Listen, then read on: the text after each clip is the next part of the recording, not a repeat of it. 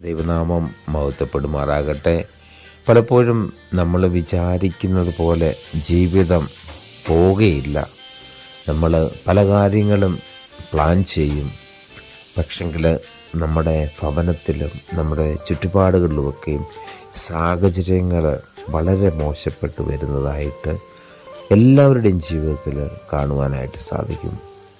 സങ്കീർത്തനങ്ങൾ 31 ആദ്യത്തെ വാക്യം, യഹോവേ, ഞാൻ നിന്നെ ശരണം പ്രാപിക്കുന്നു, ഞാൻ ഒരു നാളും ലജ്ജിച്ചു പോകരുത്. ഇവിടെ ഒരു നാണംകേടിൻ്റെ അവസ്ഥ, ഒരു പ്രതിസന്ധിയുടെ അവസ്ഥയാണ് ഈ സങ്കീർത്തനക്കാരൻ്റെ മുന്നിൽ. അവിടെ ആദ്യമേ ആ സങ്കടങ്ങളെ അല്ലെങ്കിൽ സാഹചര്യങ്ങളെയും അല്ല ഈ സങ്കീർത്തനത്തിൻ്റെ ആദ്യം പ്രതിപാദിക്കുന്നത്.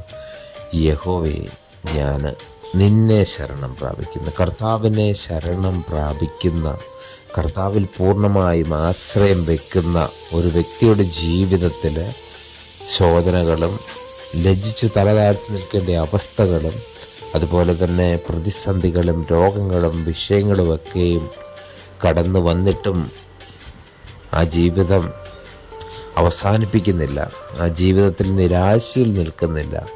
അവിടെ കർത്താവിൽ ശരണം പ്രാപിക്കുവാണ്. അതായത് മനുഷ്യൻ സഹായിക്കുവാൻ സാധ്യമല്ലാതെ നിൽക്കുന്നിടത്ത്, ലോകത്തിനൊന്നും ചെയ്യുവാൻ പോലും സാധ്യമല്ലാത്തിടത്ത് സർവശക്തനായ ദൈവം തന്നെ, ദൈവത്തെ വിളിച്ചപേക്ഷിക്കുന്ന ഒരു വ്യക്തിയുടെ ജീവിതത്തിൽ, ദൈവത്തിൽ ആശ്രയിക്കുന്ന ഒരു വ്യക്തിയുടെ ജീവിതത്തിലെ എല്ലാ ലജ്ജകളെയും എല്ലാ നാണക്കേടുകളെയും എല്ലാ പ്രതിസന്ധികളെയും മാറ്റി അവനെ വിടുവിക്കുമെന്ന് ഇന്ന് വിശ്വസിക്കുക.